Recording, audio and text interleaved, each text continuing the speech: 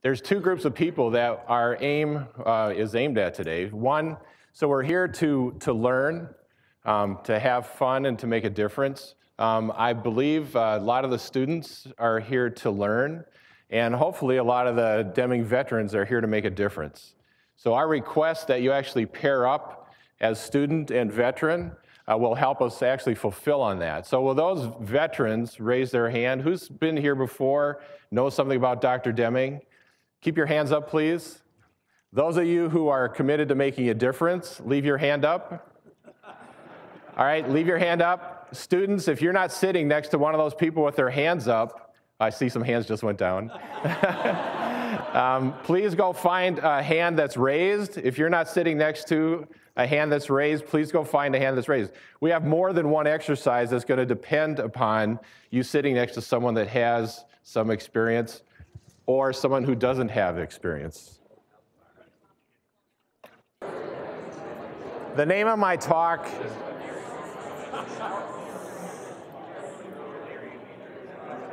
and I generated some excitement here. This is good. So do you know one of the basic improvement principles that we talk about is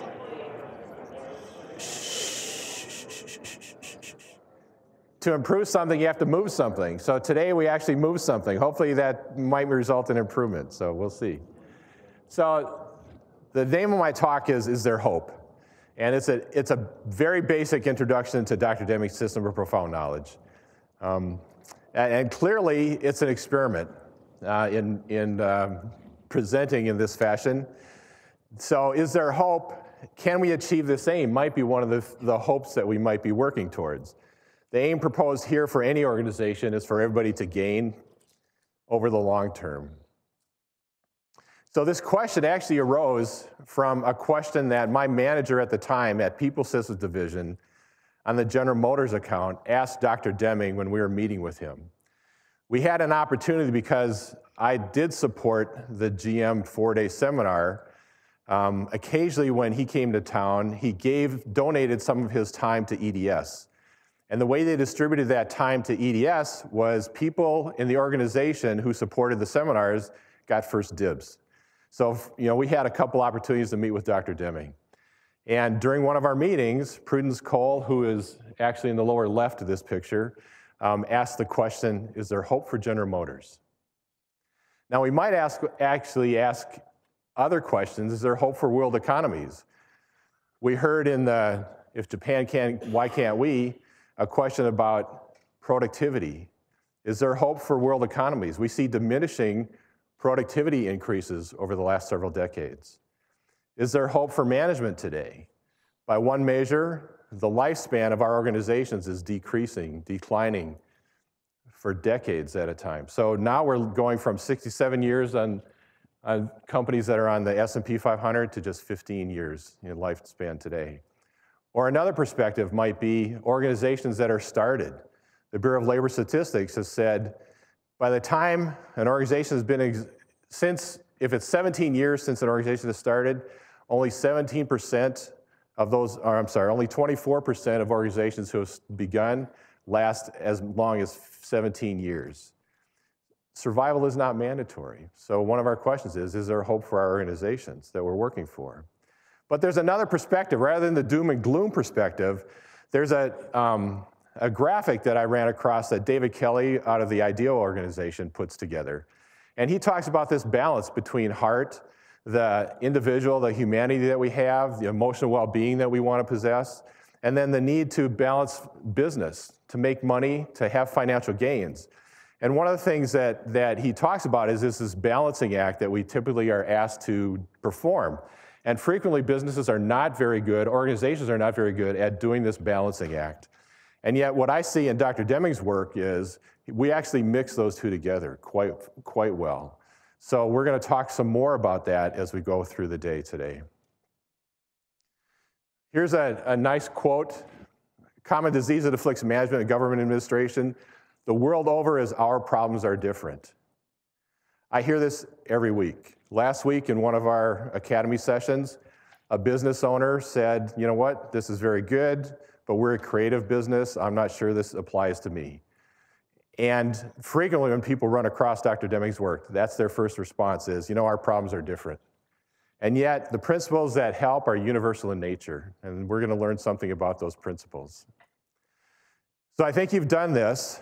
So part one is find someone with whom you don't work and with whom you have a different level of knowledge about Dr. Deming. What I'd like you to do is you all should have received a handout this morning. At the top of your handout, both partners should be doing this. Please write a sentence or two about an issue in your life that exists that's important to you, either as a leader or a learner. Document what that is, and then when you're done doing that, introduce yourself and your issue to your partner. So make sure you share your name, what the issue is, and why that issue is important to you. This could be something that affects you in your learning life, in your departments, in your field of study, in your business, in your family, in your community, in your faith community. Any issue that's important to you right now, I'd like you to use it as a learning tool as we go through this morning. So why are we here? To learn something about Dr. Deming's system of profound knowledge, to have fun while we relate what we're learning to something in our life, and to discover a way we can make a difference. So one of the first things I'd like to have you examine and understand or learn about is the 14 points for management. You have this list in your handout. I pulled it from the Deming.org website, so that's the format that it's in. If you could please find those 14 points in your handout, read through those through those principles, and select one that you want to share with your partner, and then discuss why you selected what you selected and how it might apply to your issue that you've just written down. Any questions on the instructions? All right, please go ahead and read through your principles, share, and explain why you want to select that one. All right, so we're also, what we noticed in the video we saw, there was not a mention of the system of profound knowledge. And Kevin talked about Dr. Deming continuing to learn. How can he better help management do their job? And in the subsequent years, we saw the development of the 14 points and the publication of the system of profound knowledge. And we're going to spend some time looking at each area of profound knowledge. There's 4 areas. There's a lot to learn under each one. All there is time for is perhaps 1, maybe 2 principles that we're going to discuss this morning. So Bill's recommendation to buy the New Economics is a great recommendation because you can read through there as Dr. Deming explains many of the principles and concepts he has behind the system of profound knowledge. One of the key areas to look at is appreciation for a system. Dr. Deming said that a system must have an aim, and without an aim, there is no system. I remember watching one of his videos when he was asked about the system of education. And his very first response was, well, what would be the aim of that system? So in my mind, that said Dr. Deming said the only way to talk about a system is to first discuss what its aim is. He also said a system must be managed. It will not manage itself.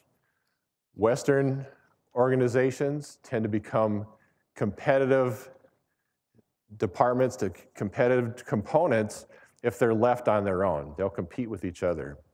So a system must be managed, and it requires a knowledge of the interrelationships that are in the organization rather than of the individual parts within the organization. It's a key distinction. And he also said the secret is cooperation between the components toward the aim of the organization. So how we actually work together is much more important than how we're structured together. This is an important definition to understand. Dr. Deming's definition of a system is a network of interdependent components that work together to accomplish the aim of the system. So if you look at that definition, there's several key phrases in there that help you understand why we start to look at a system differently than we typically do. We look at how we manage differently. We look at how we talk with each other differently. We realize that we're interdependent. What you do has an influence on what I'm able to do, and then the person down the value stream for me has another dependence on what I do for them. And we need to work together to accomplish the aim. That means we need to understand what the aim is. What are we working for together? Our typical view of the organization looks something like this. We have an organization chart. Now this is, what do you see on this organization chart? What's important to the people who are at the bottom of this org chart? Folks down here, who do they pay attention to? Who do they want to make sure is served appropriately? Yeah, person directly above, and so on up the chain. And then also, how does work get done? How do we see how work gets done within this view of the organization? It looks like it's in some version of departments or silos, right? Dr. Deming proposed this view of the organization. He talks about sharing this with the Japanese in the 50s. What's different about this chart versus this chart? What do you see here that's not on the traditional organization chart? There's no hierarchy. What else? Process versus people. Yeah, we look at the flow of work. What else do we see? Say again? Customers are in this view. The real customer, right? Who's a customer in this view? The boss is a customer in this view. Who else shows up in this view? Suppliers show up. Do we see innovation, redesign, idea generation built into the organization? No silos, exactly. There's a variety of things that show up differently in this view. In fact, when this is your map of the organization versus this is your map, sometimes it's very hard to go when your map doesn't show the place that's there, right? So you can't go to a place that your map doesn't display. So is it possible to actually see that you can work with your customer, you can work with your supplier to actually produce improved results for everyone? It's very hard to see that on this map. It's not there. Now, Dr. Deming also said the world is being ruined by best efforts. So one of the assumptions that gets made in this organization view is that if you make all the parts the best it can be, you can develop the best organization, okay? So when we look at this, I'm gonna run an experiment. We'll see if this works. So we're gonna do an experiment with a foam ball, all right? So we actually have some foam balls here. So I'm gonna pass these out. I'd like you to handle them, touch them, pass them along to the next person behind you or next to you. There's 5 total. So we'll just pass them up and behind. Then we'll start one. Can we throw it this far? I don't know. We'll see. Oh, there you go. Give everybody a chance to touch it. Now make yourself a list of the characteristics that make this foam ball the foam ball that it is. So when you're done, pass it behind you, please.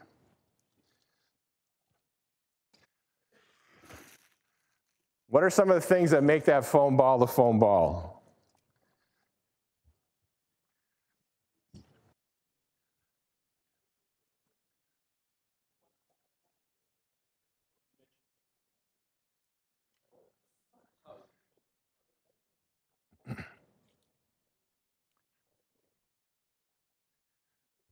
So maybe your list looks something like this. It's round, it's soft, makes you want to play, it's squishy, you can throw it. Anybody sniff it? Usually somebody sniffs it. It's lightweight, it's yellow, the texture is somewhat rough. I don't know if anybody's tested it, it can soak up water, it's inorganic. There's a variety of things that show up. Anybody have some of these items on their list that they wrote? All right, so can I have one of the foam balls back, please? Anyone? Anyone? Wow, heads up. Yeah, that's good. All right, so, oh my gosh.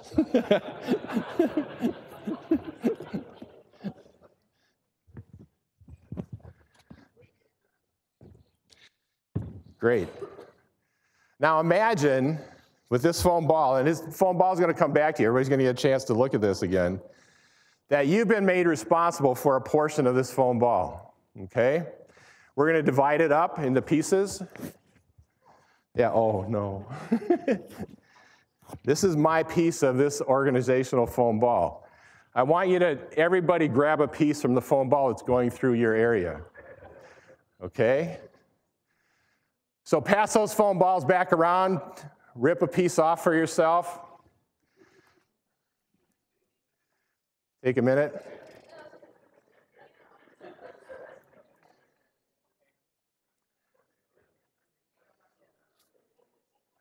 Here, my department just got split up. Anybody need a piece? You can have a piece.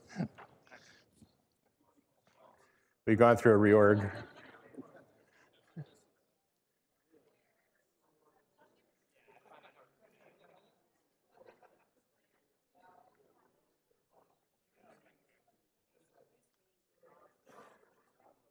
So while you're collecting your piece of the foam ball, you also have an assignment. So I want to make sure you all get a piece of this. What your assignment is, I want you to make your portion of the foam ball better, all right? So here's what we mean by better. You're going to take 3 items on your list that you wrote about characteristics of the foam ball. For instance, there's a characteristic I want to improve. It's yellow. I want to make it better. I should say cardinal here, but I'm saying blue, right? That's probably a more appropriate color. Or I want to make soft better as a characteristic. I'm going to make it harder because I think that's going to make this better. I want you to pick 3 characteristics off your list, any 3, and then say what action you're going to take to make that your piece of the foam ball better, all right? Make sure the foam balls are still going around. Hey, there's 2 over there. Will you please send those down? We have people that need some down here. So what do we see happening? You've picked your 3. So what's going on? Well, it might look something like this. We have people that are picking, oh, it's lightweight, I'm going to make it better. Soft, might have picked soft. You might have picked, oh, it's round, or I might have picked the smell. I'm going to fix that. Or the color, I'm going to make it yellow, or I might make it blue, I might make it, I'm going to change it. On and on. So if we actually put Post-its up from each one of the improvements you're going to make and group them, first of all, what would we see? How many of you picked the exact same thing to improve that your partner picked? Any partners have the same 3 items on their list?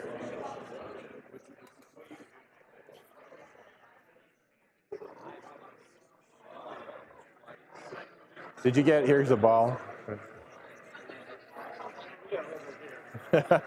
Okay. Did you guys all get a piece? Did you get a piece? Okay, good.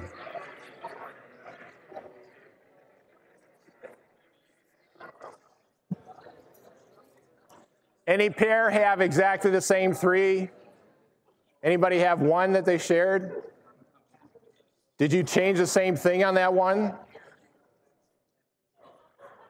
So imagine that so what's going on with, what's happening with our foam ball here, right? So let's look at this. What's going on? We're all making our piece of the foam ball better. What's happening?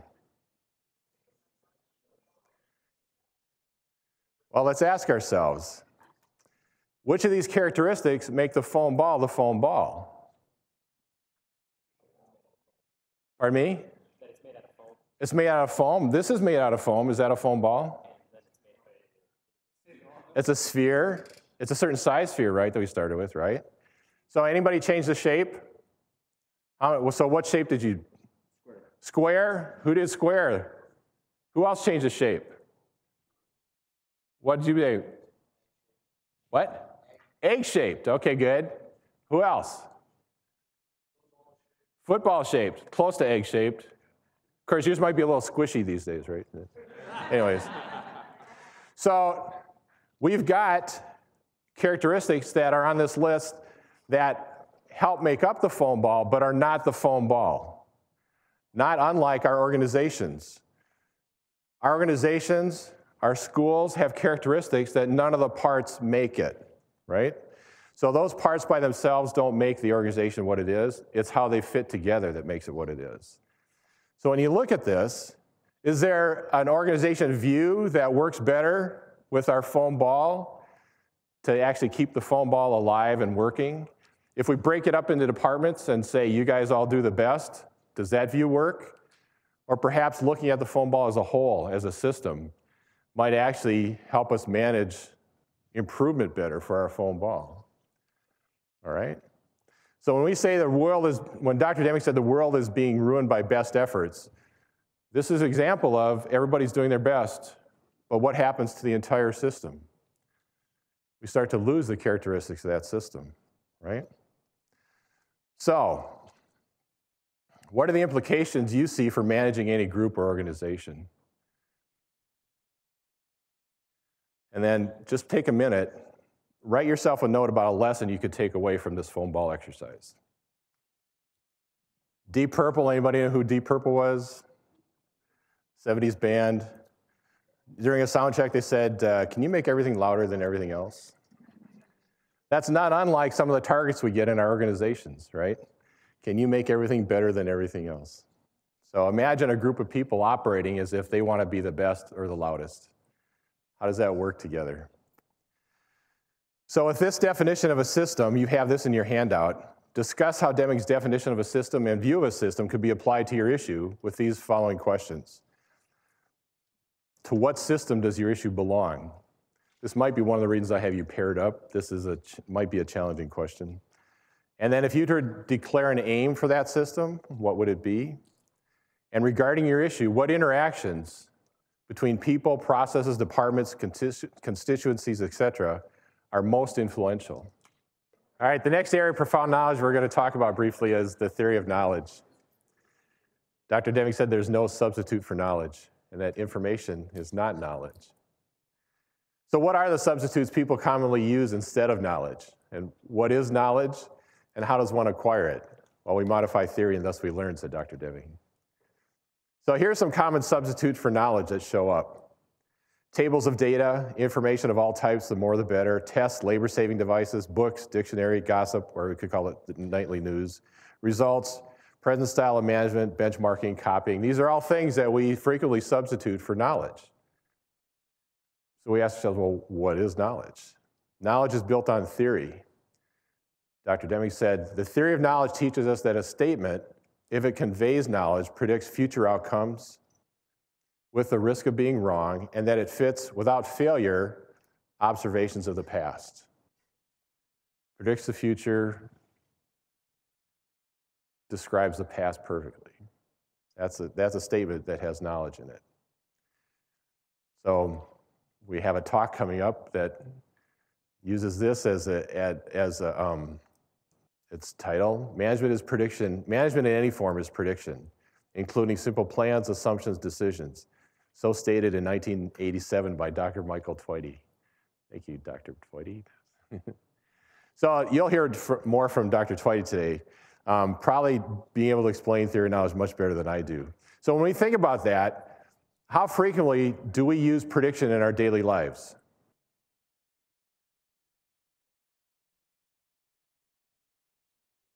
This lists simple plans, assumptions, decisions. Is that all that we're using prediction for?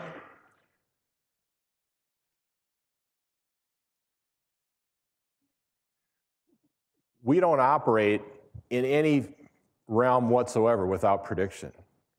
How many have walked up a flight of stairs in the middle of the night and come to what you think is this top stair, and it's not there, right?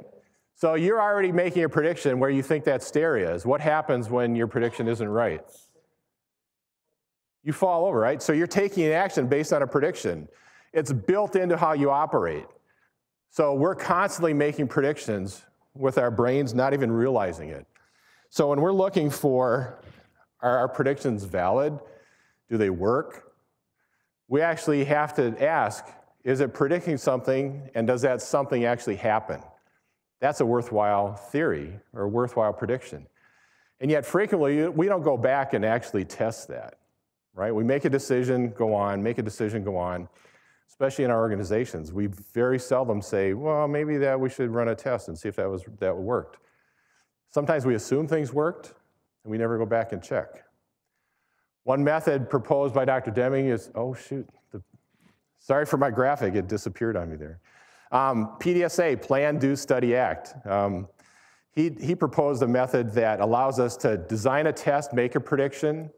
Included in that design is some version of an experiment we're going to make, a method for testing it, a method for observing the results.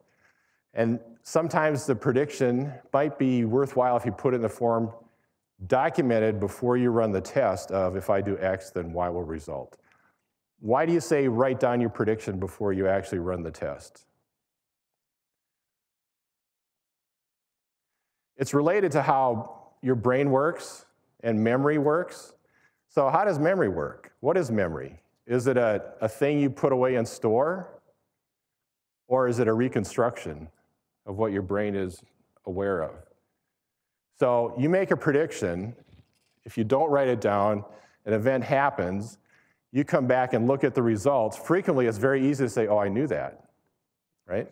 Because now you know all the things that happened in between. Your brain is formulating, oh, I must have been thinking that. I couldn't have been that uninformed, right? So an opportunity to learn requires some version of a documentation of what we were predicting, okay? Then you run the test. You have to ask yourself, did I run the test I designed? You can actually design a test, begin to run it, and have things not happen correctly, okay? Or not actually run the test you designed. So then you don't have a valid test of your prediction. But if you ran the test, collected the observations, you can ask yourself, well, now, did my prediction and my observations match up? If yes, did you learn something? Maybe some level of confidence in your prediction, right? If no, did you learn something? Probably more so than if you had a yes answer. Was I right? What happens when you have a no answer? Was my prediction correct?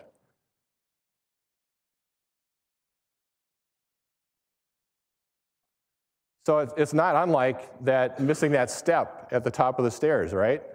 Oh, wait a minute. I must have to readjust. The stairs really aren't 14 long. They're only 13 long. There's some version of that, right?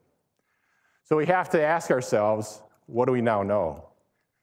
And then, do we adopt the change? Do we abandon it? Do we retest it? Let me give you a very simple example. This is based on a Brian Joyner story. So we have a current state. We have George the janitor. He works in a small office building, and his trash bins are always mixed with trash and bottles and cans that he has to separate every single day. So he's asking himself, well, what am I trying to accomplish? I want to eliminate the need to separate trash daily. That's what he's really aiming at. And how does he know a change is an improvement? Well, is there less or no mixed trash observed in the containers? Might be one level of improvement. Or no need to separate the trash. That's another way of evaluating or observing I made an improvement.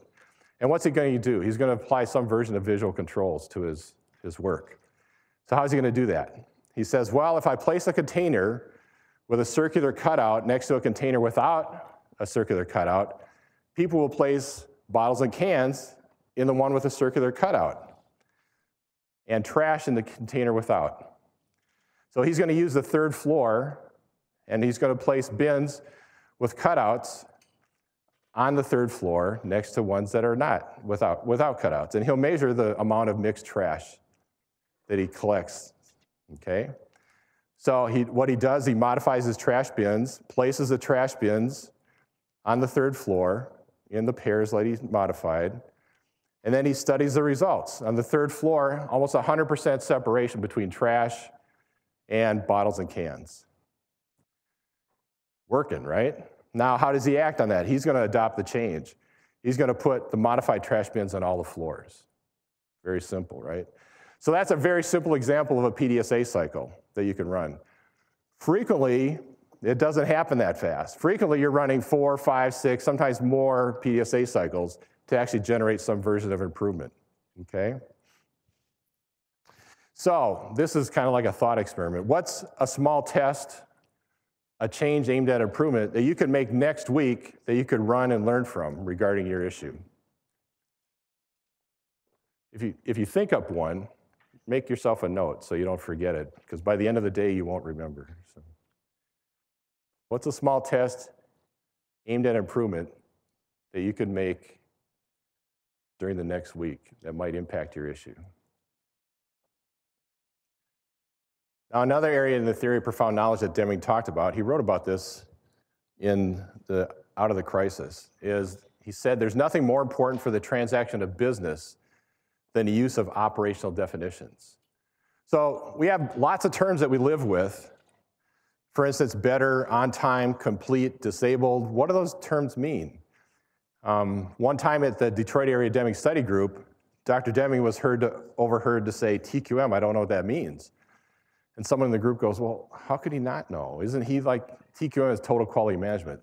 How could he not know? Isn't he like the father of TQM? Well, why do you think Dr. Deming said, I don't know what that means? It's not unlike some terms that are being bounced around in the improvement world today. There are so many different meanings that you could pick any one and you would be thinking, I'm communicating, but the person on the other end of that communication is thinking something completely different, okay? He gave an example of, what if there was a law that said butter must be 80% butterfat or more? So one of the questions we have to ask is, well, can we do business? If we're making butter, are we in compliance with the 80% butterfat law? If we're buying butter, we can ask, are they in compliance with the 80% butterfat law? Are they making butter correctly? What's 80% butterfat? Well, he goes on to give this example. So are we talking about every pound? Are we talking about on the average? Are we talking about of your purchases across the year? Or of all our purchases? Are we talking about an average? Or how do you calculate the average? How many pounds do you have to use? Are you using them from all the production of butter in the last year? From one dairy? From dairies of the whole state?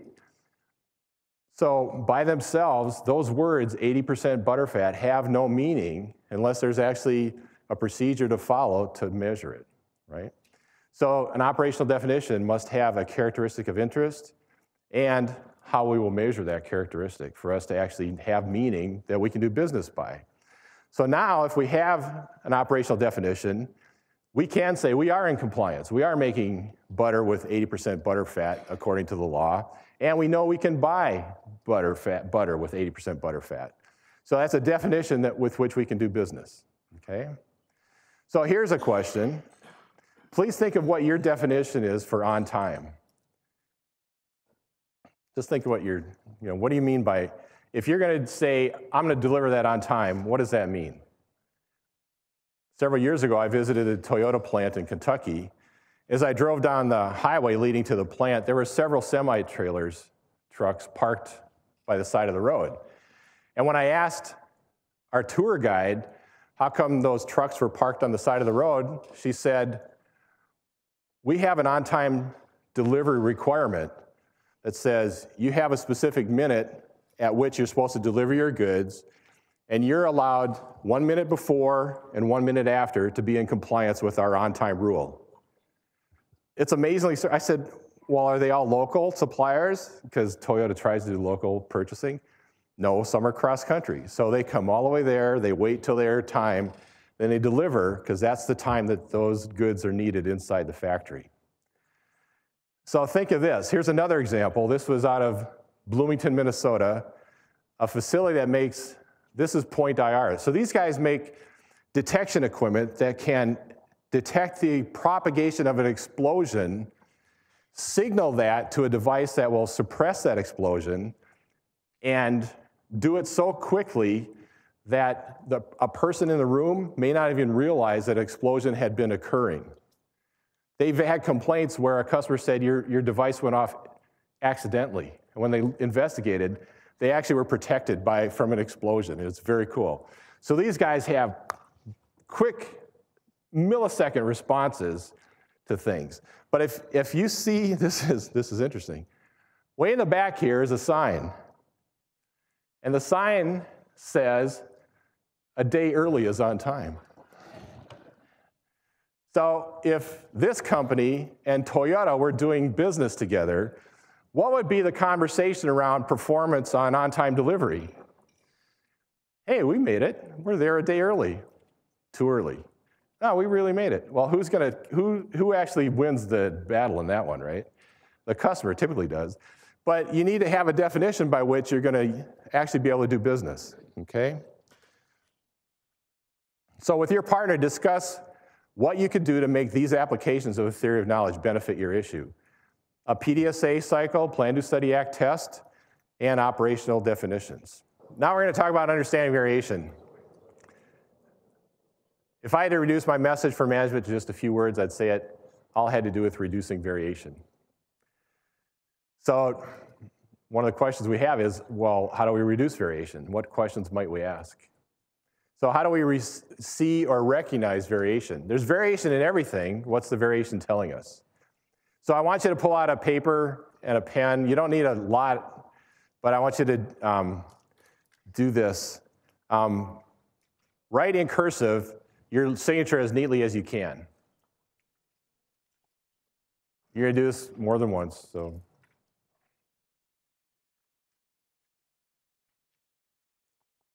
All right, now you're going to please repeat that. So you have 2 signatures on your page.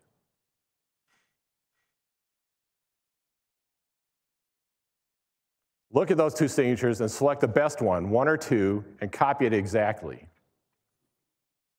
No variation, exactly the same as their best one. All right, try again to copy the best signature of 1 and 2 exactly.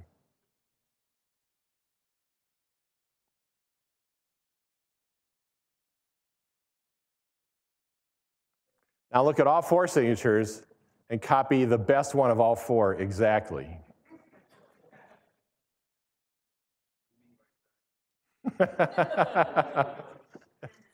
Good question. It's getting worse. Now, switch hands and copy the best one exactly. Go ahead, we'll come back to this. Copy the best one exactly with your other hand.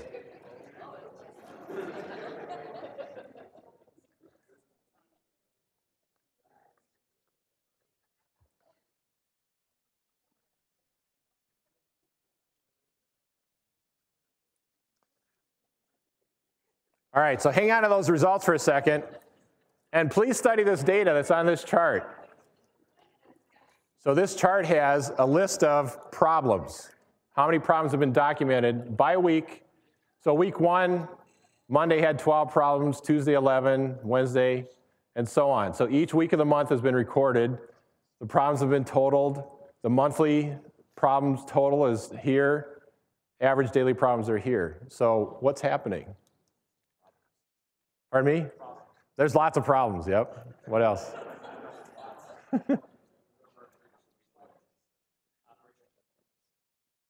Say again? What do we see is happening? Increasing? Looks like it, doesn't it? Now, this is a tabular view, right? Now, what if we put this in a run chart form? What do we see? Or a control chart form? What do we see? Yeah, nothing special is happening, yet it's pretty easy to look at this chart and presume something's happening, isn't it? So it's important to have a useful view of the data that tells you something about the behavior of your system over time. Now, we learned about, from Dr. Deming, not only the sources of variation, common and special causes, but also 2 mistakes that get made. Treating common cause variation as if it's special cause, and treating special cause variation as if it's common cause, okay? So here's one way of looking at those types of variation. So sources of variation, this photo might actually, oh, you can't really see that well, can you? So common cause variation is distinguished from special cause by the following characteristics. Each factor contributes a small amount to the total variation. So it's not unlike your commute to work on a regular day. Every day is a little different. All the things that add up to make some day a couple minutes longer than the other, they're present all the time. No one cause contributes significantly to more than any other cause. All data are relevant for generating improvement, and asking what happened is really a low yield and costly strategy. If you're always trying to explain the ups and downs, it's low yield. Special cause variation is distinguished by the following characteristics: a temporary or sporadic disturbance of the process. It's not always present in the process, it might come and go. Different special causes affect the process in different ways. You might have a single data point, or you might have a series of data points in a certain kind of pattern. Special cause has a more pronounced effect than any single common cause and can be identified and is generally not a normal part of the work. Asking what happened is actually a useful strategy. Now that you know all about common and special cause variation, I'm going to give you a quiz and see if you can distinguish and actually determine which mistake is happening in these examples. So write this down on your piece of paper, because we're going to check your scores, okay? Not really. Yeah. All right, so which mistake is being made in the following examples? So on this one, an employee is repeatedly late. The manager implements a tardiness penalty for the entire area. Is that mistake 1 or mistake 2? We'll run through the answers in a minute, so please write down your answers.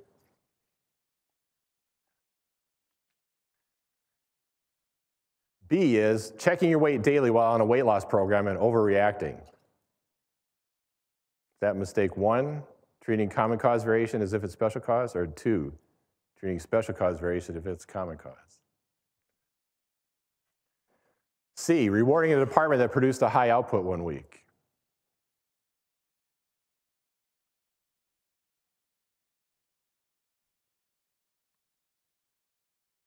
Mistake 1 or 2? D, reorganization of departments.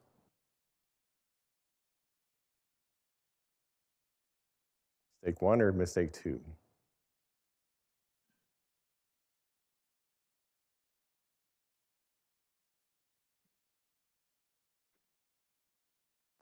And then E, this is the last one. Take action on a single negative survey comment.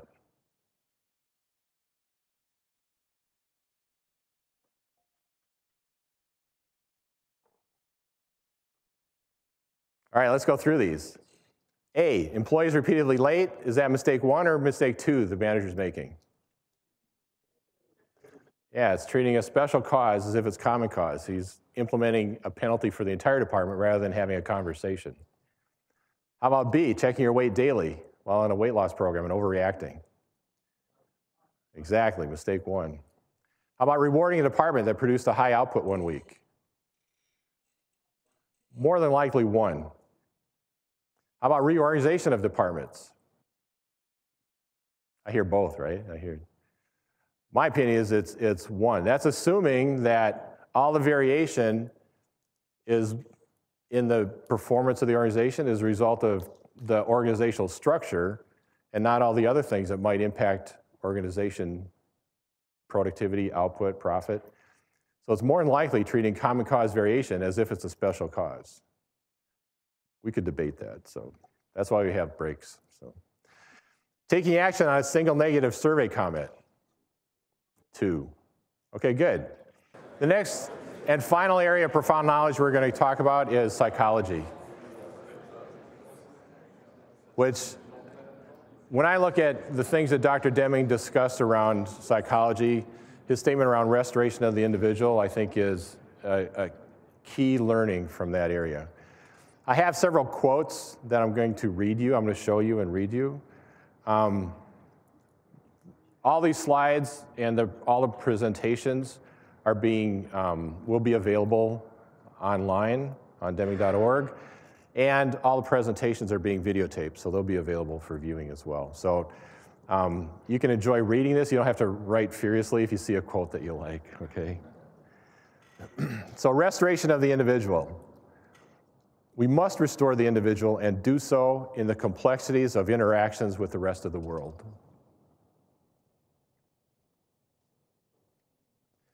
There will be joy in work because people will understand what their jobs are. Who depends on me? Whom do I depend on?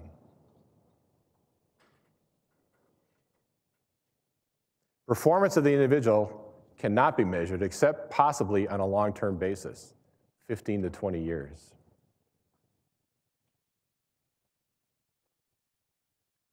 Some extrinsic motivation helps to build self-esteem, but total submission to extrinsic motivation leads to destruction of the individual.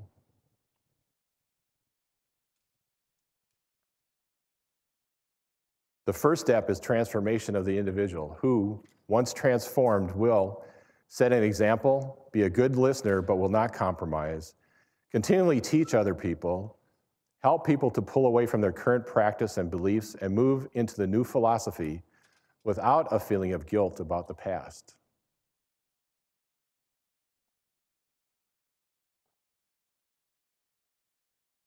A leader of transformation and managers involved need to learn the psychology of individuals, the psychology of a group, and the psychology of society, and the psychology of change. People are born with a natural inclination to learn and experience joy in work. So, on your paper someplace, list 3 things that you think motivate people and generate joy in work.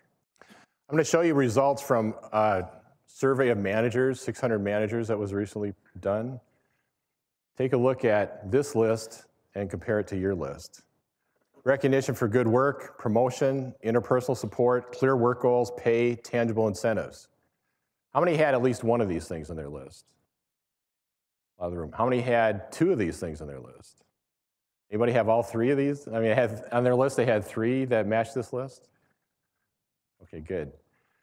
Now, what's interesting is that a study of over 12,000 work diaries that was performed and described in a book called The Progress Principle showed that none of these are the things that actually have some of the biggest impact for people's work lives. Progress and meaningful work is the thing that is a key motivator and influencer of employee inner work life. And it's usually completely absent from manager survey results. It's a huge gap between what managers think their people want and what people actually want to produce joy in work. So one of the most profound things a leader can do to generate joy in work is to ensure her people are able to make progress, daily progress in meaningful work. So almost everyone is working for something bigger than the task in front of them. At a recent David Langford seminar, participants were asked, why am I here? They were asked to use the 5 whys to answer that question. Why am I here? So one of the participants said, well, I wanted to learn from David Langford. Well, why? Well, based on what I've seen and heard about David's experience, I am hoping to learn from him about quality in education and learning in general. Why? I want to become a better teacher, leader, and transformation agent. Why? I want to make our state, country, and world a place where we can all experience joy in learning and joy in work. Why? Because I believe people who are experiencing joy in learning, joy in work, can live together in peace. So that's far more than the task at hand that someone's working for here, right? Very likely that's the case for almost everything that you're doing. There's something larger at play in your life than the task at hand. So what's meaningful work for people has far-reaching implications. One of the things that we look at is, can we make progress happen in daily work? So that's things like, can we make headway? Can we make accomplishments? Can we finish a task? You know, sometimes there's small wins. Progress in meaningful work doesn't have to be huge. It can be something small. PDSA cycles are very good at generating progress in meaningful work. Even when you run into a dead end, you've learned something. So you can actually turn some of those things that might appear as obstacles normally into progress because you've added knowledge. One of the things that stops progress is setbacks. So setbacks are simply lack of progress, lack of accomplishment, work difficulties, obstacles. Setbacks have a stronger influence on people than progress. So we've covered the 4 areas of the system of profound knowledge: appreciation for a system, theory of knowledge, understanding variation, and psychology. And now let's go back to that question. So Prudence asked Dr. Deming, is there hope for General Motors? So what would be your prediction about what he said? This surprised the heck out of me when this came out of his mouth. Sometimes you just have to wait for people to die.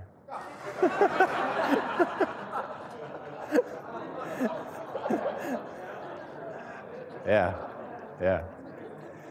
So I actually pondered that for a long time. I asked several people when we were at the Michigan meeting of the Deming Institute, did you ever hear Dr. Deming say anything like that? And they said, oh yeah, I've heard him say that. So I thought, well, what does he mean by that, you know? Well, here's a place where I thought he might be meaning is like a new scientific truth does not triumph by convincing its opponents and making them see the light, but rather its opponents eventually die, and a new generation grows up that is familiar with it. Now, is that what we have to do, just wait for people to keel over? Not sure. Buckminster Fuller said, you can never change things by fighting the existing reality. To change things, you have to build a new model that makes the existing model obsolete. So when we say, is there hope? I think there is hope. In the worlds of leadership, building the new model could mean that you become a transformational leader with profound knowledge, with the aim that everybody gain over the long term. So with the question of, is there hope? I think we've seen it in this room today. There is hope. So thank you.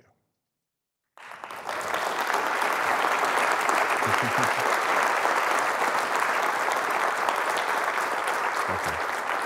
Thanks.